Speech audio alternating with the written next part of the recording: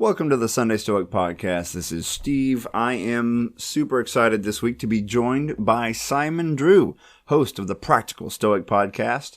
Simon is also an alignment coach, a writer, a musician. The list goes on and on. I suggest you check out his work by going to simonjedrew.com. And if nothing else, make sure to subscribe to the Practical Stoic Podcast. This week we are going to talk about Epictetus from chapter 31 of the Enchiridion, and deity and piety from the perspective of Epictetus. I hope you enjoy it. Wisdom, Prudentia, justice, Justitia, temperance, Temperantia, courage. Fortitudo. Applying ancient philosophy to modern life. This is the Sunday Stoic.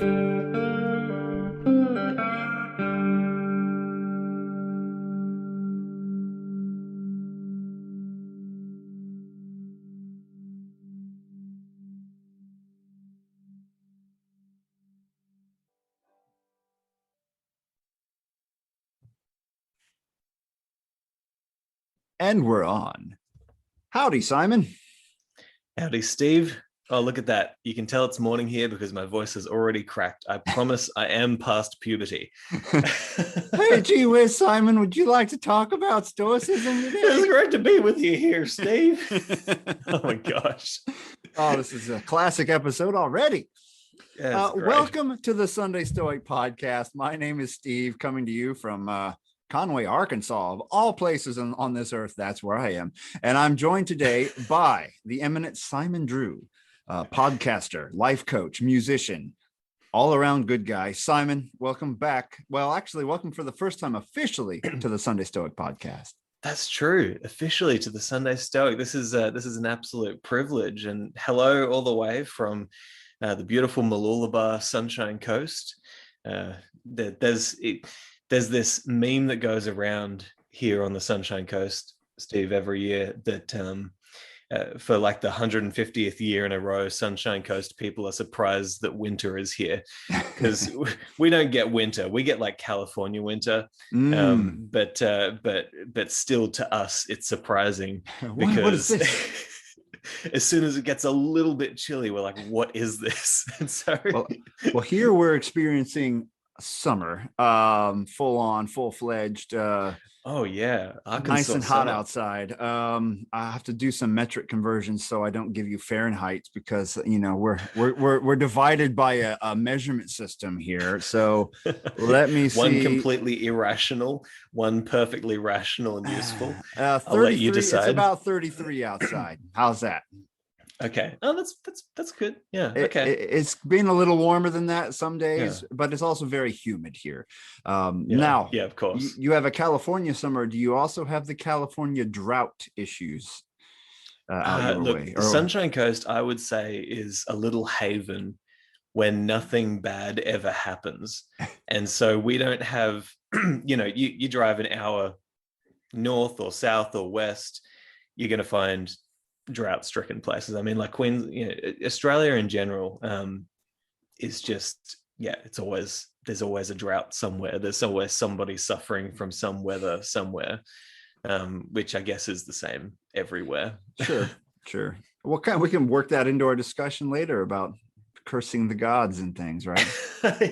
Yeah, let's do it. And what about your part of Australia there? Do you said it's like a little haven? Do you lack all venomous creatures there as well? Unlike the rest of your no, continent? we don't lack. We don't lack the venomous creatures. But here's what I will say, right? I always get very confused at American people's impression of natural Australia, right? Like if you walk in the the forest here, or the bush, as they say, if you go bush here, that's not a euphemism, then you might come across snakes, but most likely they're going to be more afraid of you than you are of them, and they'll just go away.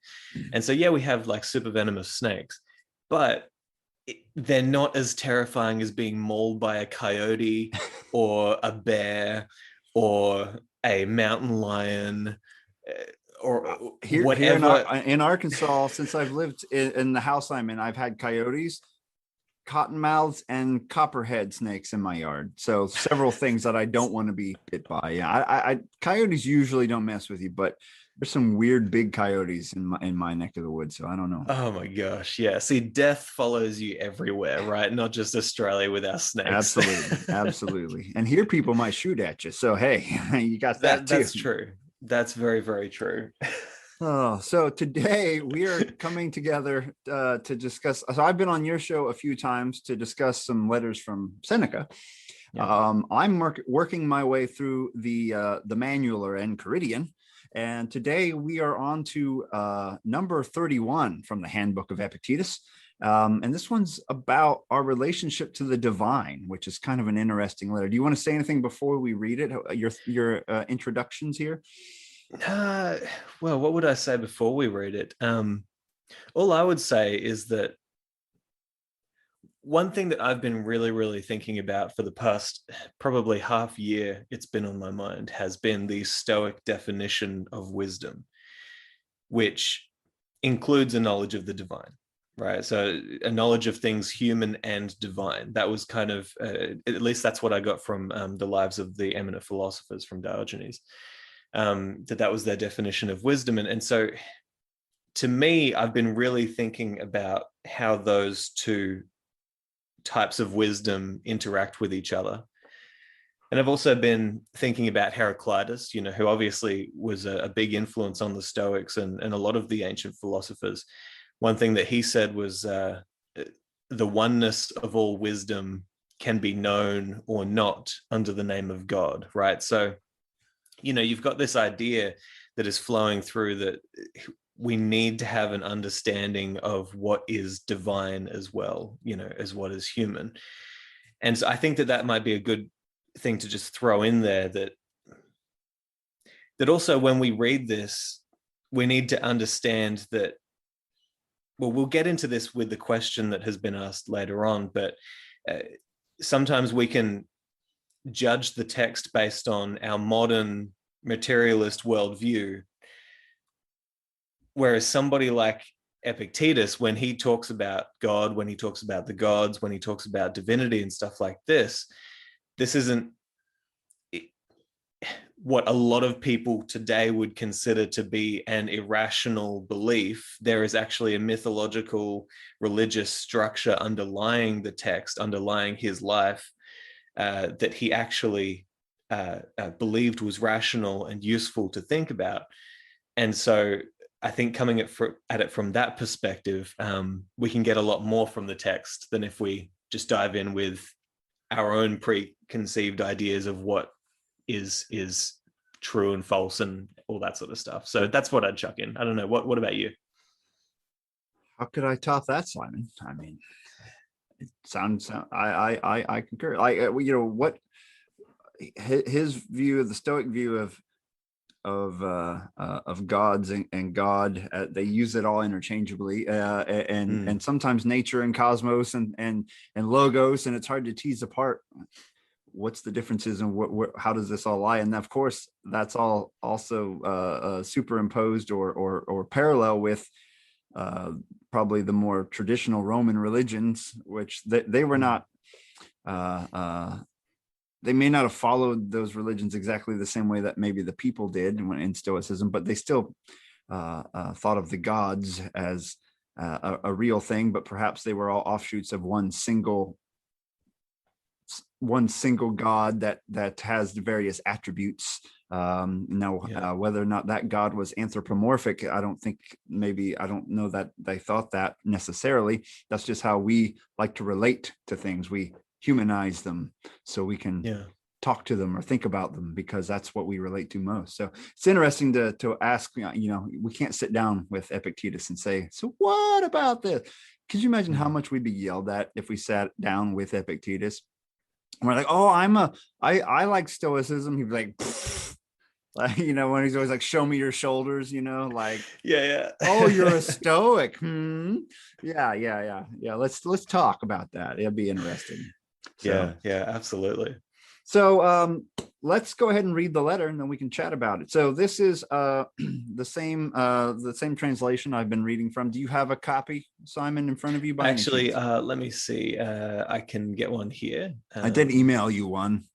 I did get it. And I can just go to the page here. I think it was 4 something. 485 maybe, according to mine. Otherwise, seeing as it is a short letter, I'm more than happy for you to do all the reading, because your voice is far greater than mine when it comes to reading.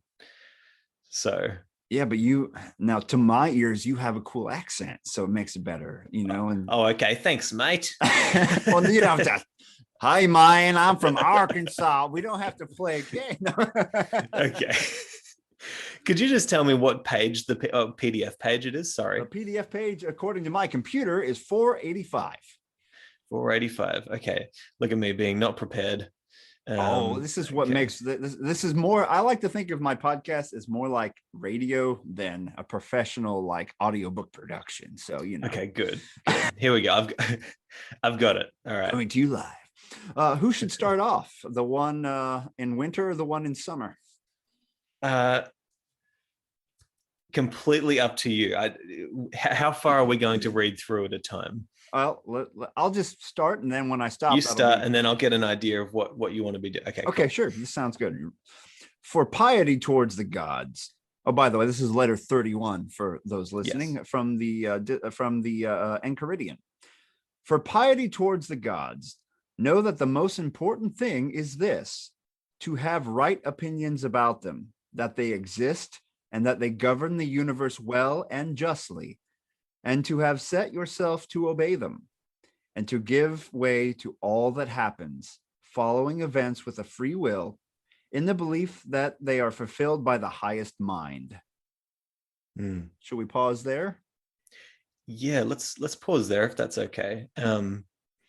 Well, I'll let you run this. Do you have any thoughts that you'd like to?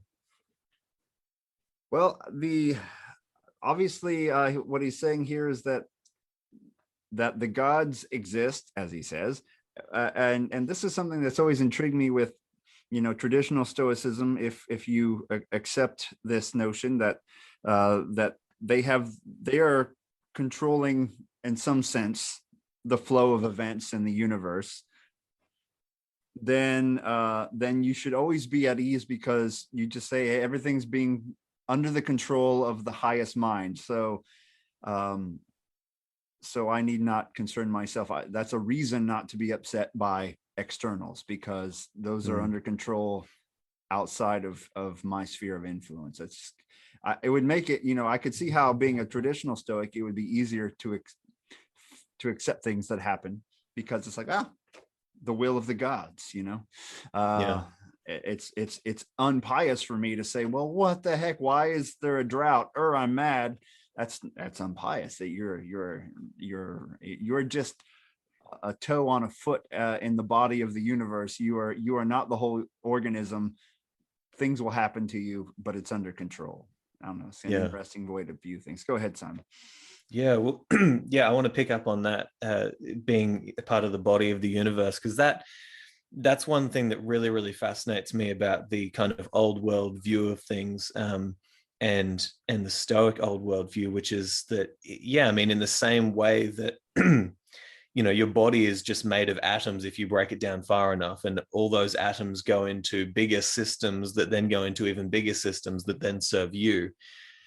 And then you have to think, what is beyond me? What is it that I serve in this cosmos? And it's funny, because when you look out at nature, you get the sense that the reason that we have the ability to perceive and pay attention to the cosmos and to our surroundings, it's like our biggest strength and our biggest weakness, because nothing else in nature looks around and complains at something that's going on. Nothing says, I wish it was another way, right? Right. To quote from a poem that I worked on, that hopefully will be released soon. It's as if everything that is just ising, right? Like it's just being, right? But we're the only things that get in there, and we're just like, oh, I don't like how this is, right? But I really think that when you fully understand understand is the wrong way to put it. I don't even think that that's the right term. I think when you see and when you feel the orderliness of the cosmos that we're in, and you recognize that we are a part of something much, much, much bigger than us. Mm-hmm. Then, I mean, I think that if that doesn't give you a little bit of reverence about what it is that we're a part of, then you're not seeing something, you know. And I almost think that, it's possibly the most egotistical thing anybody could ever think, is to think that we are the top of the whatever this hierarchy is, right? And I guess I had a couple of other things that I wanted to throw in here for this one. Just thinking about his idea of listening to that kind of higher intelligence, you know, because one thing that I really started to think about probably early last year was it doesn't make sense that we as human beings would be like the only thing within the cosmos that doesn't have some sort of internal compass guiding it where to go. And I feel like part of what the Stoics are trying to get at is to try and get us to stop, to sit, to stop complaining, stop making judgments, as he says later on. Stop thinking that you know what all of this is. Just stop, sit, start to look, start to watch the world around you, and start to listen to your internal world. Like Heraclitus said, he said, applicants for wisdom, do as I have done, inquire within, right?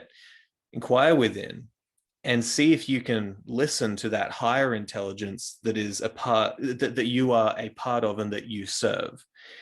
And I think that only good things can come from that when you just stop and sit and listen and watch and pay attention. That's the logos. You know, you'll see what it is that you need to see. So, yeah, this this idea that he gives here, you know, these kind of three ideas of, you know, the gods exist and that everything is good.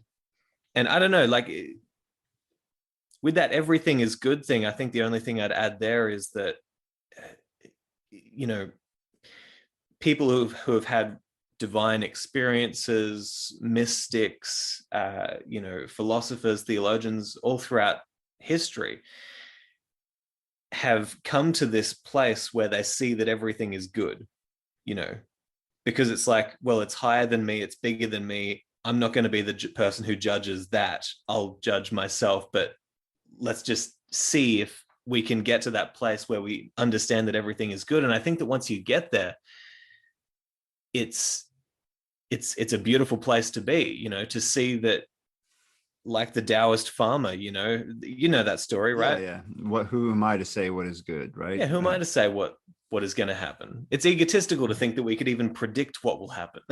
You know, so I don't know. That's all my long ramblings of a madman over here. The parts that I know a lot of us will struggle with is, so you're saying childhood leukemia is good, you know, that sort of thing. It's like, what is that? Does that flow from this idea, or are we thinking about it wrong? You know, and the Stoics seem to shift how to think about things, and I think we'll talk a little bit about that as we go forward. Absolutely. Do you want to take off with the line "for thus"? Yes, absolutely. Okay. For thus you will never blame the gods, nor accuse them of neglecting you. But this you cannot achieve unless you apply your conception of good and evil to those things only which are in your power, and not to those things which are out of your power. Should I stop there?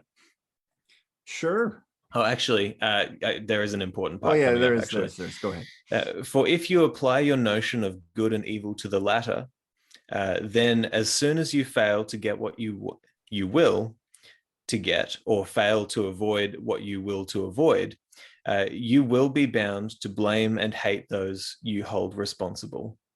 For every living creature has a natural tendency to avoid and shun what it seems harmful and all that causes it, and to pursue and admire what is helpful and all that causes it. Yeah, so I think we might even read that sentence again when we need to read the next one, but I'll throw it over to you. What are your thoughts of this? Well, this is once again the Epictetus's mantra, which is switch everything around and focus on what's in your power, and everything outside your power is neither good nor bad. Which is so if you become ill, that's the will of fate, the will of the gods. It's out of your power. You can think of it as neither good or bad. You could say it's good because it comes from the gods. I'm not sure the best way to view that as Epictetus would will it, but this is just what is happening to me. I think, let me see how I wrote down what I looked at Massimo's translation of this, because he's obviously coming at it from a much more secular perspective than Epictetus would. And the way he puts it is, whatever happens to you is neither just or unjust. It just is. That's his way of viewing that. So rather than blaming, he says, he doesn't think obviously there are gods. So he says, don't blame the gods, don't blame your neighbor or, necessarily, but things are due to the web of cause and effect in that case. What do you think about that reading, Simon? Yeah, well, I agree that this, I've been thinking about this a lot since you sent me this letter, because I do really think that there's so much value in pausing in life, stopping yourself from making these unnecessary judgments, and just seeing what happens if you start to live in a way where you don't immediately, jump at the bit to give your opinion about what has happened, because in a sense, like I said before, I mean, I almost think it's egotistical for us to think that we could have such a broad-reaching knowledge of cause and effect and of fate and of what's happening in the cosmos to say, well, this is definitely bad. And one thing that I've been thinking about, Seneca, I did an episode on Seneca's, well, I'm doing them all the time now, but one of the episodes that I did on Seneca's letters recently, he was reminding us of just how bad we are at actually predicting anything that will happen, right? And so what happens is we think that something bad is going to happen in the future. And so what will happen is we're not actually living here, we're living there, and we're living in the fear and the pain of that thing that hasn't yet happened. And so we will transfer that fear and pain into us in this moment. And what happens is we're literally living out pain as a result of something that has not happened, may never happen, and probably will not happen based on your past record of predicting things. And when you think about that in relation to this, I think, man, just stop yourself from thinking that that there will be a good or bad outcome from anything that will happen. Just a classic example. This is actually a bad example because I do not have nearly enough intelligence to recall or use this example properly. But I did hear that one of the strange side effects of COVID and everybody being locked away, we saw the good effects of like some places being cleaned up, as in the air quality was like had a chance to breathe. Right. But there were also, I believe, some cases where it increased what you would say is global warming because there was no longer that layer of smog that was stopping the sun from again, like it's a stupid example because I don't even know what I'm talking about. But the point is we never, ever, ever, ever know what the outcome is going to be of anything. And so you might as well face life with amor fati, this kind of love for what happens. And I don't think that you truly see what could be good in your life until you come from that perspective. I don't know. What do you think? Well, I don't know. My brain flashes to graphics, like what would this look like as a picture? And I'm thinking of chains of cause and effect that could have labels, good, bad. And perhaps a Stoic should try to be a lens that no matter what smacks them, what comes out the other side is good, and that something bad happens to you, it's a cause. It was something triggered by events out of your power long ago or far away. whatever it is has reached you. You could label it good or bad, but what you do with it is what's important. Where, and perhaps you're you're going to affect that it's hard to say affect that effect. I don't know. You're going to be a cause of the next step of wherever that's going next, as it were, and try to turn it into a good, take the obstacle becomes the way kind of a situation. But if you just get mad and say, this is nonsense, this BS, I'm done, you start blaming the gods, as it were, whether it be the gods or just events. I'm mad at events. I think being mad at events is a similar idea, rather than saying, well, that's not what I would prefer to have happen, but okay, well, it is what it is. I gotta, as the saying goes, I gotta roll with it. I gotta do what I can with it. So. Well, yeah, I mean, even if it's events, right? Even if you're blaming events, in a way, I see gods as whatever is much bigger than us that basically controls us, right? I was gonna like whatever the ultimate is, as it were. And so get bigger. So the ultimate is either the universe, the cosmos, or the other argument is there's a being that's through and above, or however you depict that to work in a pantheist way or a panentheist way, or however it is. But whatever the ultimate is the what some might, there are naturalists who call the universe, the cosmos, God, in a sense, because it's nature is their ultimate. What is the edge of that expanding circle? Where does it stop? Anyway, sorry, go ahead. No, this is exactly right. I mean, one thing that we can all agree on, and I think this might be useful to bring everybody together, is that there are things that are bigger than us that absolutely control us. Like Carl Jung said, people don't have ideas, ideas have people. I think it's way more appropriate to think of ideas as something that grab onto people's minds, and you see this today. I mean, look, how many cults are people involved in, but they don't believe that they're cults because they're secular, like how many Stoics. I'm serious. Yeah. Even with the Stoic thing, like I've been trying to do that work on myself, of trying to remove myself from the ideology of Stoicism, so that I'm not just latching myself to something, although that can be useful in the short term. But we can all agree that there are things that are higher than us, that are working without our input, without us asking for them to do what they do, but they just do it. And so when you realize that, you really kind of have to realize that, like Pinocchio, we are kind of just the playthings of the gods. We are just these puppets. If you consider gods to be whatever is higher than us that is moving around culture, ideas. Music is a great example. You cannot help but be moved by music. You don't choose that. It just does it, right? And so you have to think, one other thing that I would add here, that I hope it's useful, but maybe not.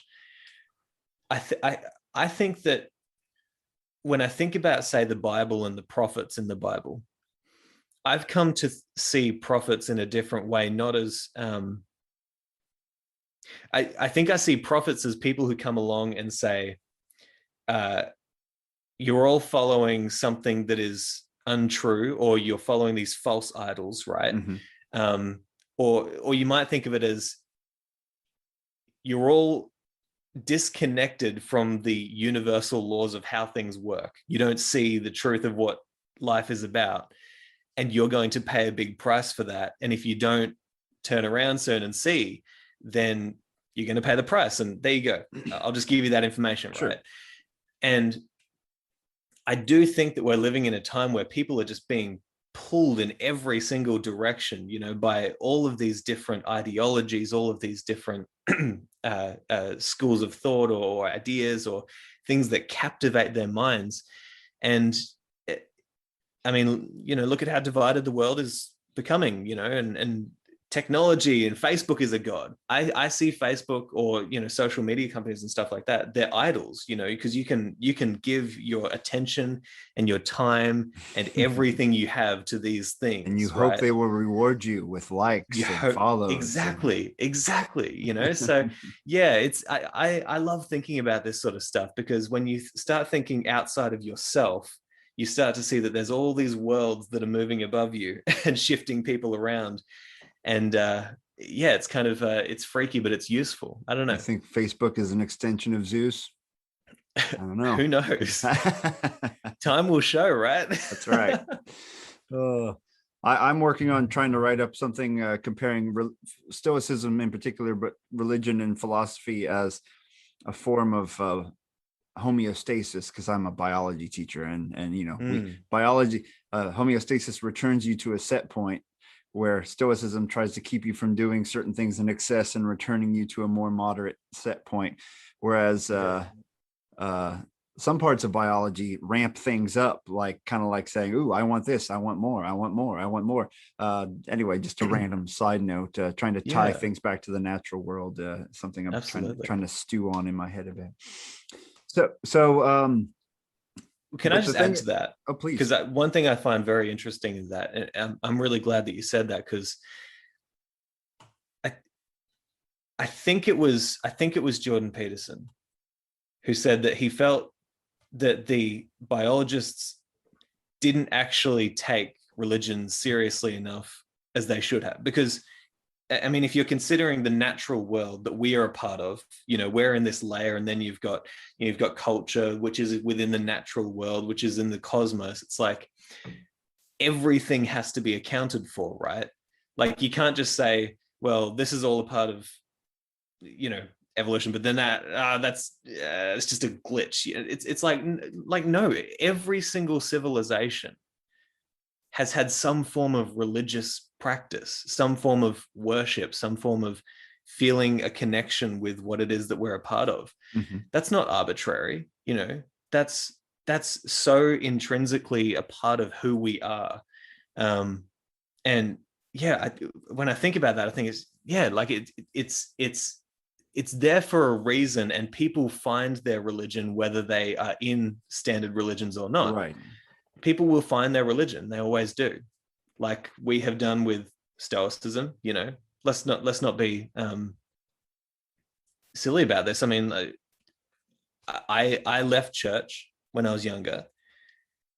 Somehow I found my way into Stoicism, got very into it, you know, found my religion. And so I think that, you know, yeah, I don't know that I'm going to stop there before I bite my tongue. Was it Mormonism, Simon? I can't remember. It was, yeah. So in our cases, we could have a former Mormon and Catholic walk into a podcast. So yeah, I know that story as well. But what's interesting to me is the idea that you're flipping what's happening to you around. So things are not good or evil. Therefore, you know, you're because if you think of a drought as evil, and then you say, well, therefore the drought's caused by the gods. Therefore, the gods have hurt me, and now I'm mad at the gods. But he's saying the drought is it's not good or bad. It just is. It's part of something that you are incapable of fully grasping.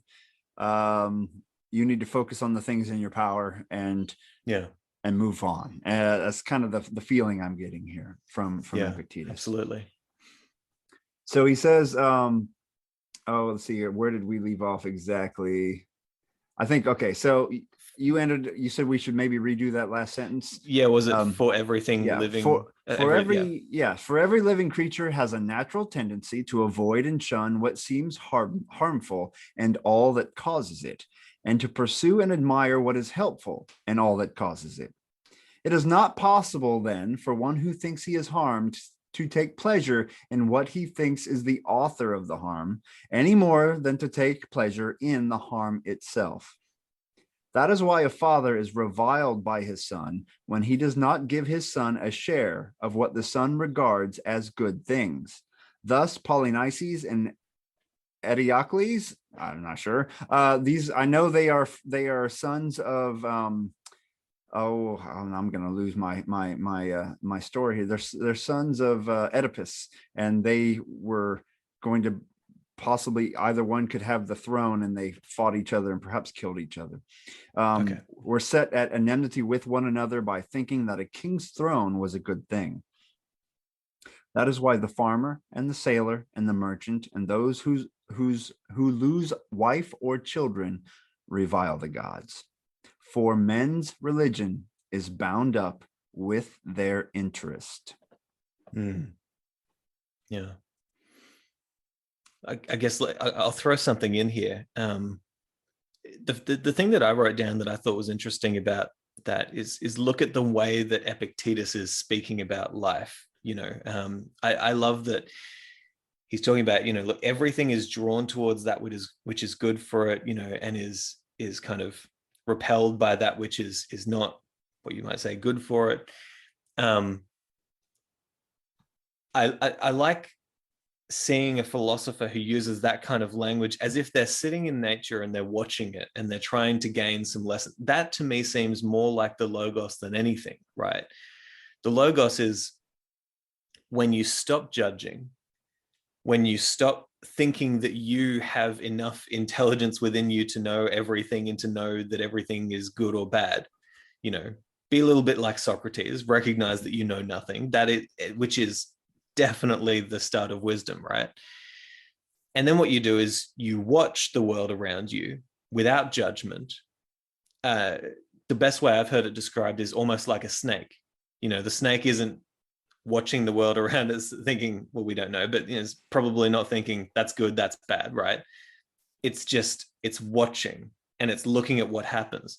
Some of the best advice I ever got, Steve, was to take a week and just watch yourself as if you don't know who you are. Just pretend for a moment you don't know who you are and just watch yourself as if you're this thing moving through the world. What is this thing interested in? What is this thing drawn towards? What is it repelled from? What gives it pleasure? What gives it anger? All these things. When you watch yourself like that, you'll learn some things, but you don't learn those things when you're kind of in yourself, when you're just, when you think that you've got it. And that's kind of one thing that I took away from that passage, is just looking at the way that he speaks about things and thinking that we need to return to that place of attentive watching with care, not with judgment, because then you'll actually see some things. A view from above, but don't go too far. Yeah. Hang out at low altitude. And but then you read something like Seneca, right?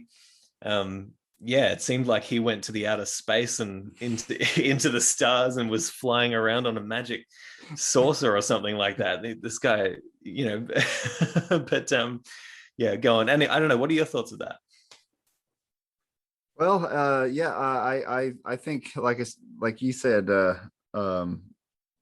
I've not been able to watch myself live, as it were, but I have tried reflecting back.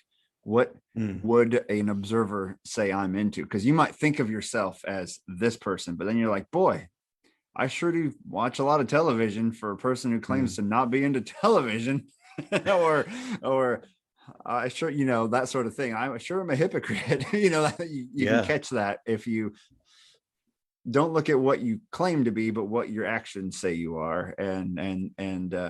But then when you watch the natural world, I think I see a lot of, and I know a lot of people have said this too, a lot of the Tao and the Logos, and a lot of the kind of reverence for the natural world, observance of the natural world, taking lessons from the way things work and reflecting on that.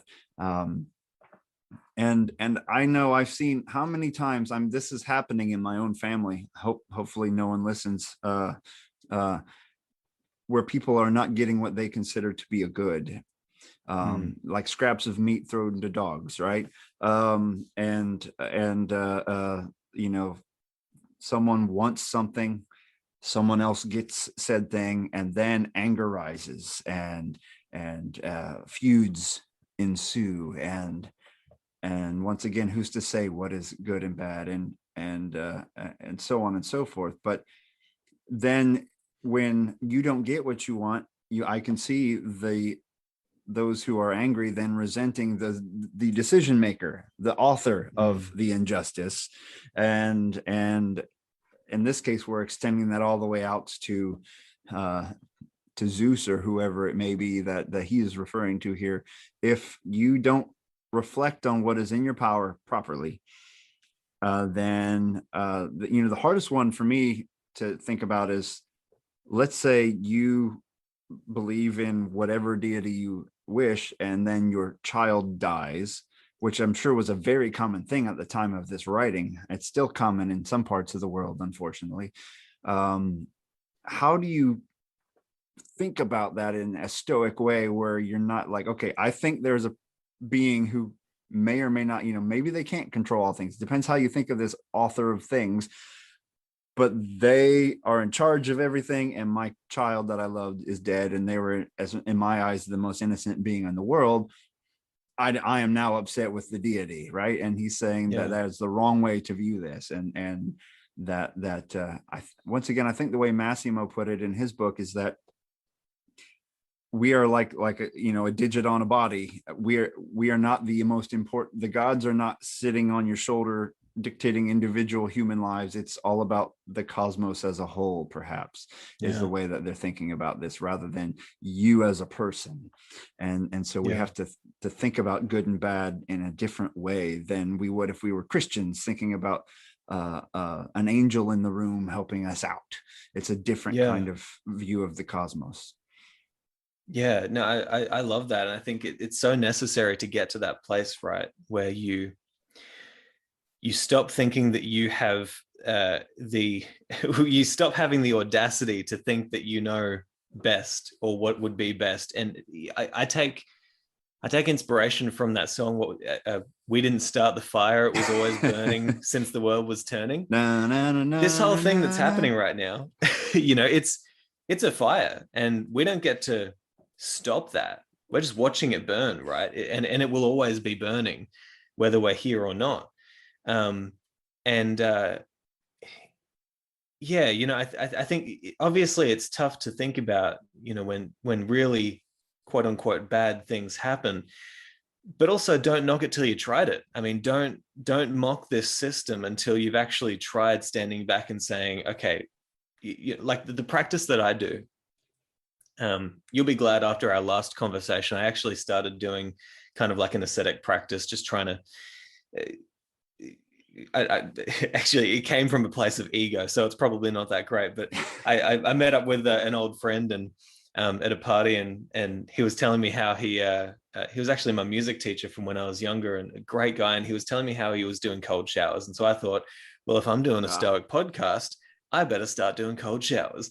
And so, I think day 3, one of the questions that I started thinking about, and this is one thing that I would say to everybody: if you're ever doing exercises like this, I'm not going to say whether you should or not, but if you do, make sure you question yourself in those moments about the underlying narratives that are flowing through your being that you're actually believing in. And to me, I recognize, okay, well, if I'm having an aversion to hopping in a cold shower, the underlying narrative that is guiding me right now is that cold water is bad.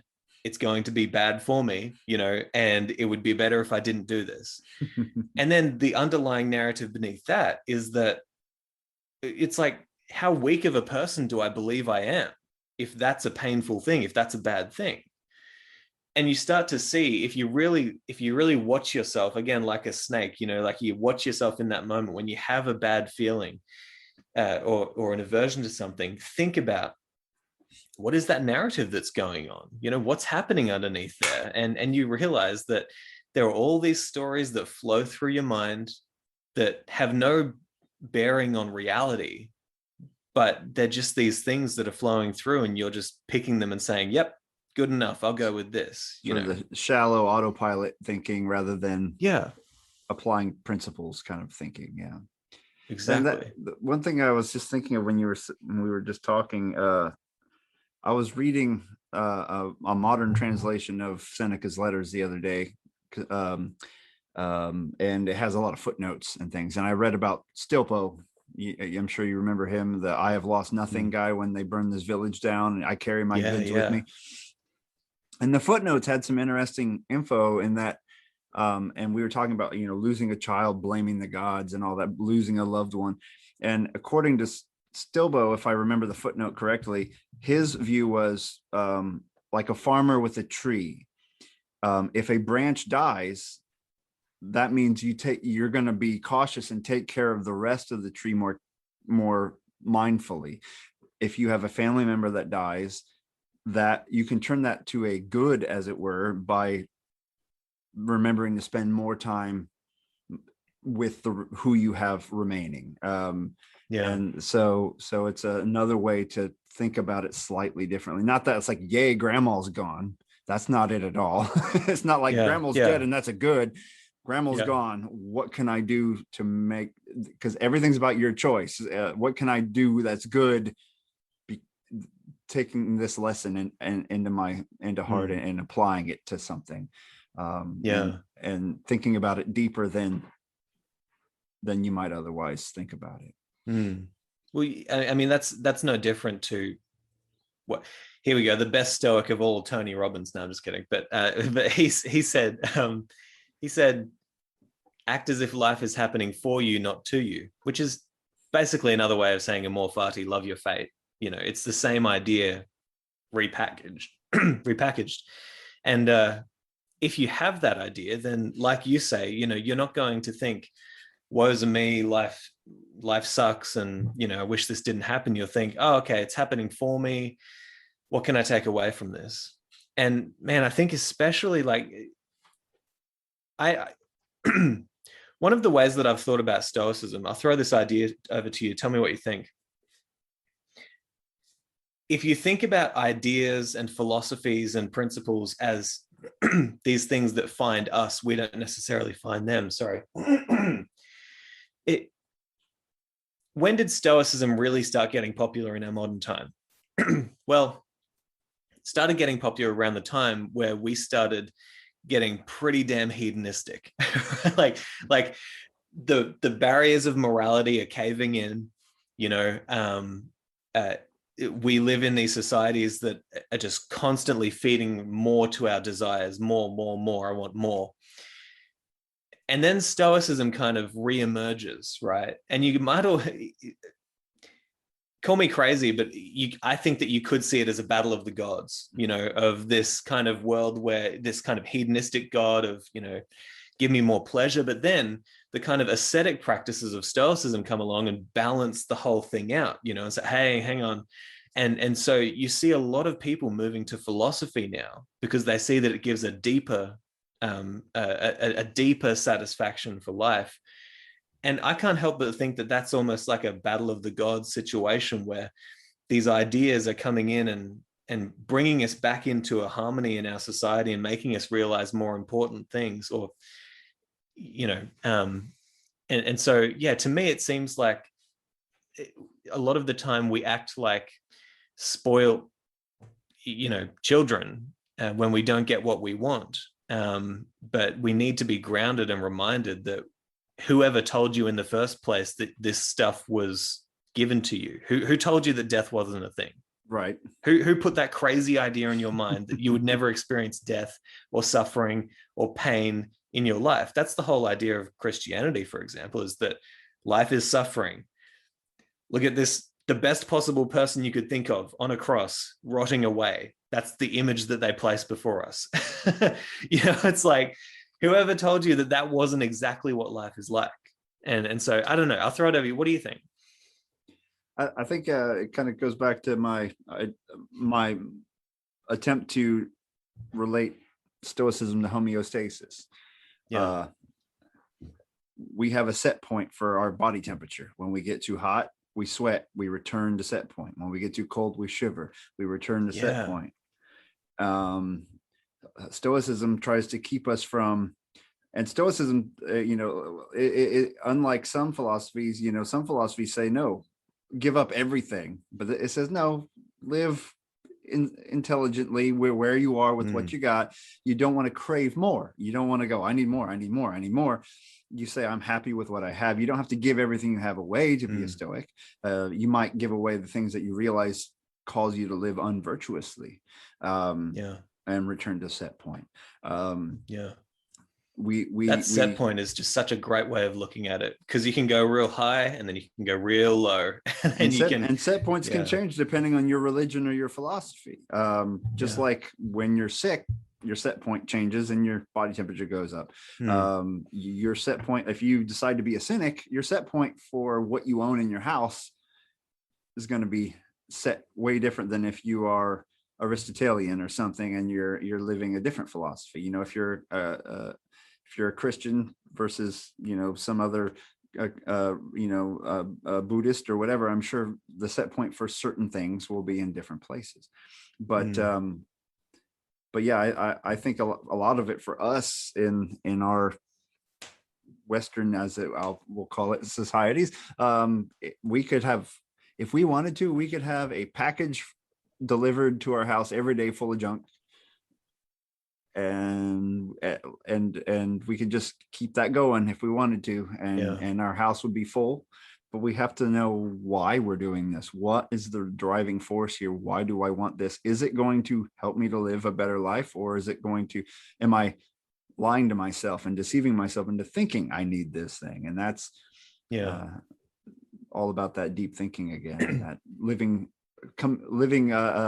according to a philosophy rather than a neat click. I want that. Oh, and it can be enticing, right? Ooh, love that click. Love that feeling of Amazon sending me a new book. Oh, that's right. Oh, I know. I know, it's horrible. This is why they point out, rightfully so, that even your education can become this monster that eats away at you. It's like, you know, sometimes you need to throw away the books. Sometimes you need to pause and recognize that it's, like Heraclitus said, it's something that you need to really find within yourself. You need to build that relationship and stop filling your mind with these externals. I'm sorry, I'm so sarcastic, Simon. I was going to say you can stop the podcast and start taking cold showers, but I thought, no, for only $29.95, you can get a Bluetooth speaker that will play in your shower. You can listen to this podcast while you take a cold shower. Like Heraclitus said, you can only drown in the same river once. Oh, and never mind. Anyway, sorry. Well, I mean, on that note, like, in a serious note, though, I've been thinking lately, one of the most important things that I could tell my audience, and this might be blasphemy on here, I shouldn't say it's here, but stop listening. Like, like at some point, if you're anything like me, and if you love having those headphones in, if you love listening to that stuff, at some point you have to say, hang on, am I doing the practice, or am I just filling my mind with new information all the time, thinking that that's the thing that is philosophy? Philosophy is not filling your mind with information. It's doing the work of questioning what is going on within you. And it's doing the work of practicing it in your life. And listening to something is not practicing philosophy. Getting something from the podcast, using it in your life could be, right? But I've often thought that, you know, like, I'll eventually lead to my own demise by telling people, okay, you need to stop. You need to stop listening to this shit. We've said everything we need to say. Just go away. Just try it. You know? Right. That's right.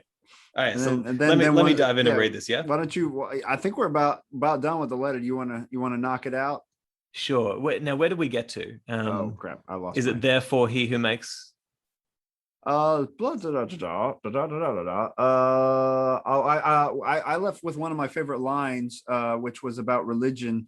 For men's religion is bound up with their interests. It's hard to separate what you're into from what your God's like and things like that. So, okay.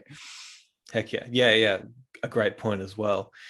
He goes on, I'll read to the end. He says, therefore, he who makes it his concern rightly to direct his will to get I'm going to start this again. I'm terrible at reading aloud, by the way. I may have told you a story last time, but I'll tell you again once I've read this anyway. Therefore, he who makes it his concern rightly to direct his will, to get and his will to avoid, is thereby making piety his concern. But it is proper on each occasion to make libation, and sacrifice, and to offer first fruits according to the custom of our fathers, with purity and not with slovenly, I love that word, or careless fashion, without meanness and without extravagance. I have to tell you this, Steve, otherwise I'm going to feel, I think this is a great story. And then I promise we'll dive back into the text. But I think that one of these subconscious reasons why I have like a fear of reading aloud, I was never a good out loud reader when I was young. And I never really read heaps either. I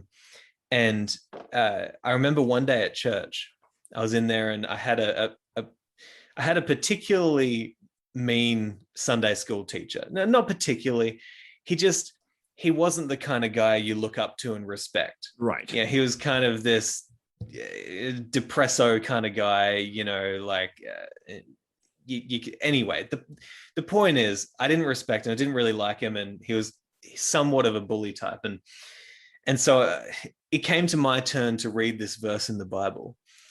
And I'm going along and I'm reading it. Like you do sometimes, you're not in the moment doing the thing that you're doing. You're actually thinking about all of, like I said before, I was living out the pains of the future because I could see that there was a word coming up. The word was Gentiles. And I was like, don't say genitals, don't say genitals. And so I'm reading in front of my Sunday school class and I say genitals instead of Gentiles. Damn.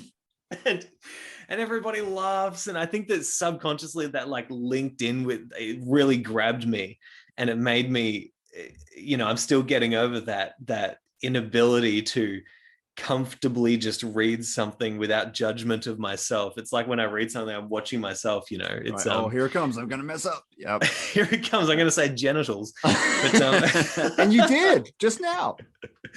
That's it. So that whole story was just an excuse for me to say that word on your podcast. But Thank anyway, you. I appreciate it. You're the first person I think to ever use that word on the podcast. I appreciate it. So Steve, would this be a good time to bring that question from your? I was because let me just give my little thought on the last little segment here. I thought, once again, we got to make Epictetus's dichotomy our primary focus, according to Epictetus, of course. It's his 12-step program, as it were. It's like, this is what you do. Focus on what is in your power, what is not. I thought it was interesting at the end, in his view, piety, which we can talk about in a second, is focusing on what is and what is not in our power. That is doing what we're supposed to do and letting the gods take care of what the gods take care of and not blaming them. That is a form of religious piety. But he says, but you can also, it's okay, it's proper to practice the religion of your forefathers and do those rituals and things that, but just don't go over the top with it. Don't do it sarcastically and don't go over the top. Just offer your first fruits to the gods and do the rituals that your people do. But primarily the way you show reverence is by accepting what is and what is not in your power. That's kind of what I took from that last sentence. And to the point of sacrifice as well. I think that the translation that I read said something like and to not do these rituals with rote, which I assume he was meaning, don't do it carelessly, right? And I believe in the power of rituals. I think that they're very useful. I think that they connect us to deep feelings of connection. Well, they connect us to deep feelings of connection. Well, they awaken us to deep feelings of connection with the people who have come before us. Mm-hmm. I think that, who was it?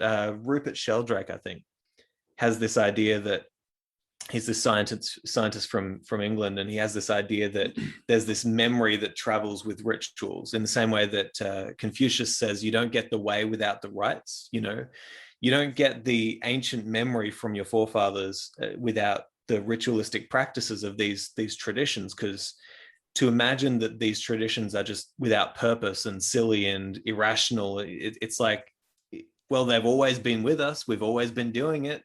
Like, why would you assume that now they're just useless when we've always been doing something? There's a new book by Sasha Sagan, Carl Sagan's daughter, astrophysicist that did the show Cosmos. I don't know if you're familiar, but Sasha wrote a book called For Small Creatures Such as We. And she comes at it from a secular standpoint, but the importance of ritual and all different concepts of ritual that she thinks are important, that she was brought up with, or that could be applied to modern humans. And I've been enjoying it. It's one of those books. I have a bad habit of having about 7 books that I'm kind of working on, and I read a chapter here and then I go off over here. So I can't tell you everything about it, but I've enjoyed the read, though, because I think I grew up in the Catholic Church, of course, and there they do ritual where you memorize prayers, for example, and it's just you do it's this, it's more of a memorized thing. The rosary is a memorized thing rather than something that you may not even be in the moment anymore, just because you're so used to doing it. That's kind of, I think, what he's chastising there.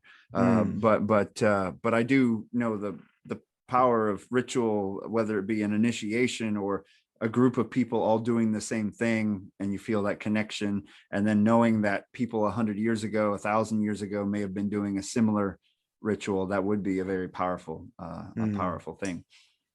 Well, I mean, I think that our religious backgrounds can help us with this, like you just said. I mean,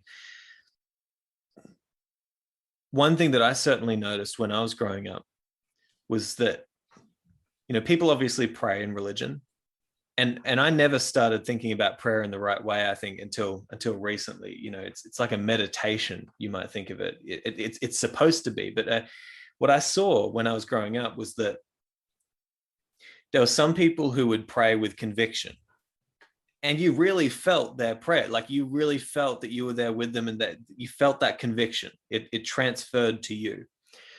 But then as I was growing up, I noticed that slowly, the people around me who were praying, the prayers became more scripted. And in the mythological sense, the culture, it's as if it's turned to stone. That's exactly what happens.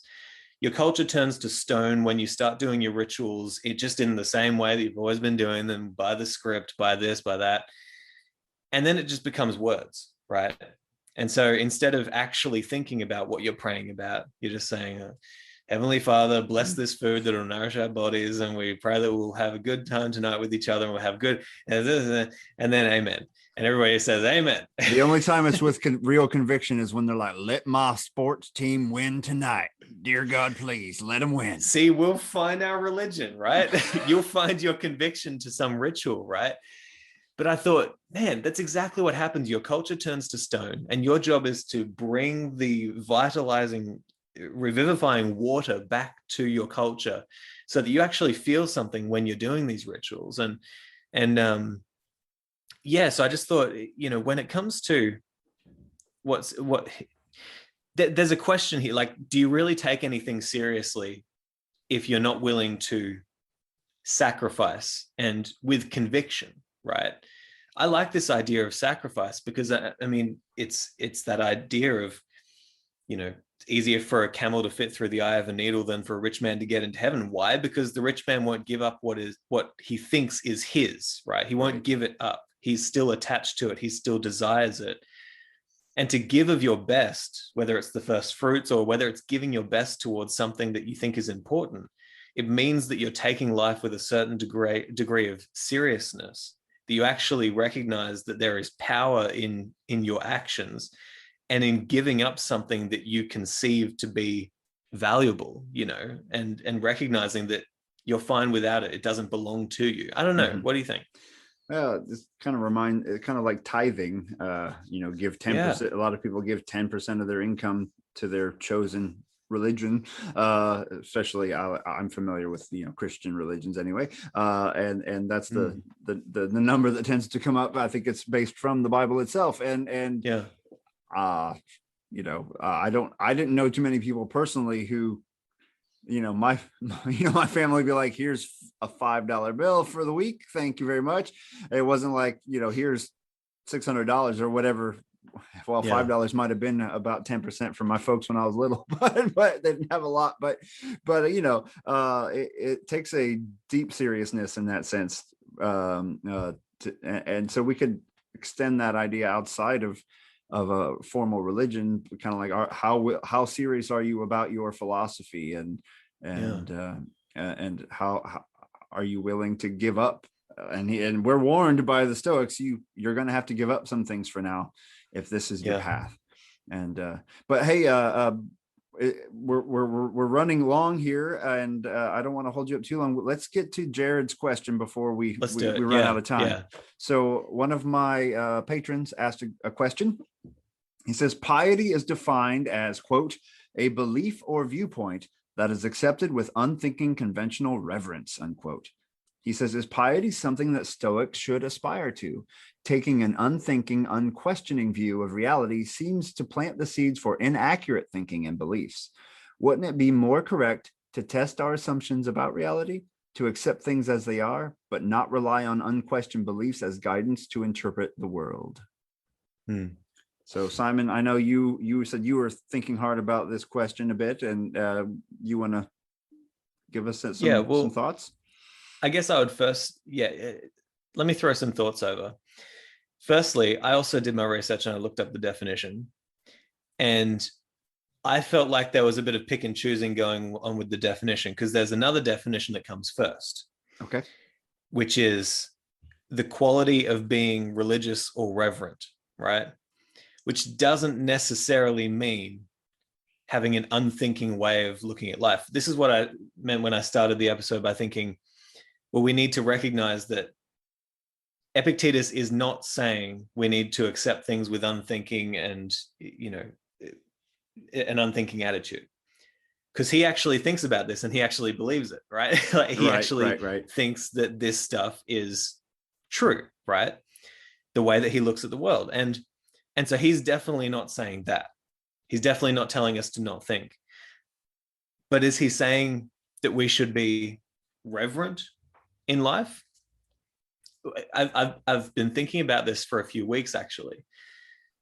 It came to me recently that when you leave a religious structure, one of the things that you leave behind is the language or the logos of that way of seeing the world. You leave behind the structure of viewing the world in a certain way.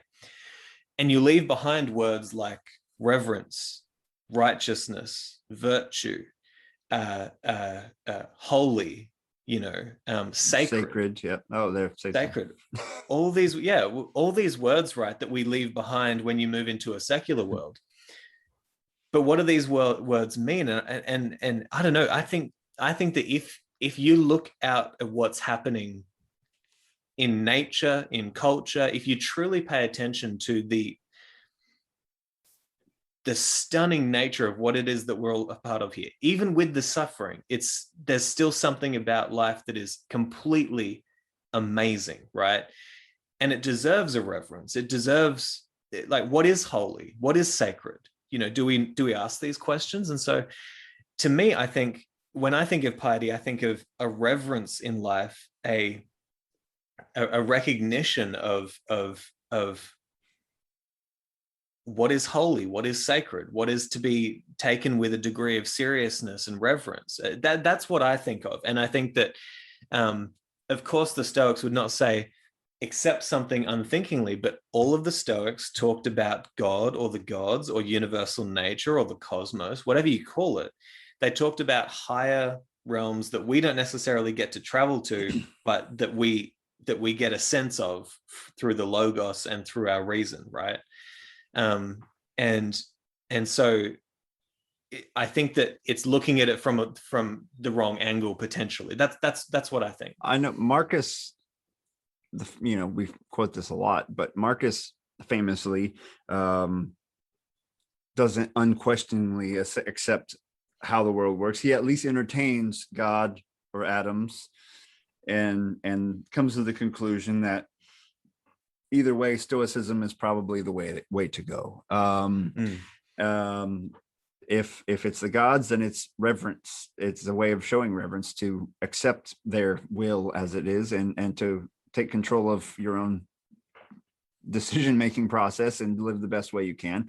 If it's atoms and there's no helmsman in control exactly, it's the laws of nature and not a mind, then Stoicism is a bulwark against the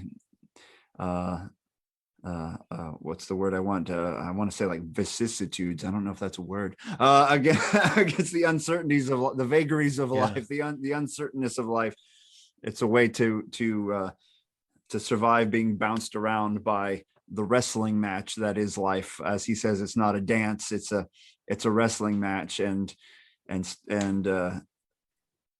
whether there be a God in charge or cause and effect, you're still going to be thrown to the mat, and you're going to have to get back up again. And so yeah, I think I like the reverent definition better. I think that probably fits what he's saying here better than unthinking, unwavering belief in an unquestionable God or way of being. I think you're probably correct on that assumption. And just one thing to latch onto what you just said there. I mean, one thing that really changed the way I look at God and my seeking of some sort of understanding of God was learning that the word Israel in the Bible actually means they who wrestle with God. And so the chosen people are not the people who say, I believe, I believe, I believe. They're the people who say, well, I'm going to put it to the test. I'm going to actually question. I'm going to wrestle with this idea. I'm going to put in effort like we do with philosophy. Because I just got to a point, I think it was about 1.5 years ago, where I started realizing, hang on, I've got all these ideas about what God is or what it means. I've never thought about this. I've never spent serious time in contemplation about what these ideas are and what they mean for a meaningful life. So I'm an idiot this is the most fundamental question of life. It's the question that everybody will ask, whether it's now or whether it's just before they die.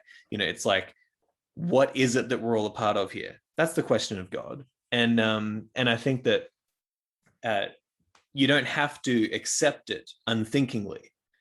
That's what theologians are. They're people who think about this all day, every single day. It's what mystics are. They're people who think about this all day, every single day. It's like you can think about these ideas intelligently, and to imagine that talking about religion or God or the gods is somehow irrational only shows, in my opinion, that you haven't done the necessary thinking to realize the Socratic way of, you don't know anything. So don't make that judgment so quickly. I don't know. That's what I'll throw out there. Well, yeah. And so Jared, you're welcome to email us your thoughts, or like all patrons, you can join me on a chat here in the next few weeks, and we'll talk about it again. But Simon, I love your deep thinking and passion on these subjects. And every time I talk to you, I'm like, oh, we should talk about this. Oh, I want to talk to you about that. And there's always a limit on our time and how long someone's going to be willing to listen to what we talk about. We may just have to talk without recording it sometime. I don't know. But Steve, this has been so much fun, man. I really enjoyed this conversation, and as we develop our relationship, I know that it's getting deeper and deeper, and the conversations are getting deeper as well. I love that. So I know that lately I've had kind of a radio silence. I'm just so involved in a few things that need to be done very soon.